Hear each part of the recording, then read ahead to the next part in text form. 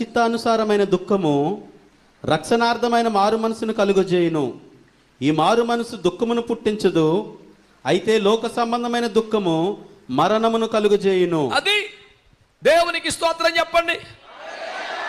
దైవ చిత్తానుసారమైన దుఃఖము రక్షణార్థమైన మారు మనసును కలిగించును గాని లోక సంబంధమైన దుఃఖము మరణమును నాశనాన్ని కలుగజేస్తుందంట.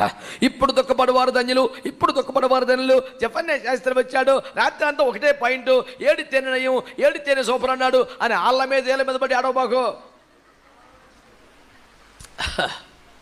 పాయింట్ అర్థమైందా? శరీర సంబంధమైన దుఃఖం, లోక సంబంధమైన దుఃఖం నాశనాన్ని, మరణాన్ని కలిగిస్తుంది. అంటే నాకు తిండి లేదనో, నాకు డబ్బులు లేవనో, నాకు బట్టలు లేవనో, నాకు ఖరీదైన వస్తువులు లేవో, వెండి బంగారం లేవనో, నాకన్నాడు బాగుపడిపోతున్నాడనో, వాడిని దేవుడు దీవించేశాడనో, వాడు నాకన్నా వెనకాల వచ్చి ముందుగా డెవలప్ అయిపోయాడనో, ఏదో ఏదో ఏదో దుఃఖపడుట ధన్యమన్నాం కదా అని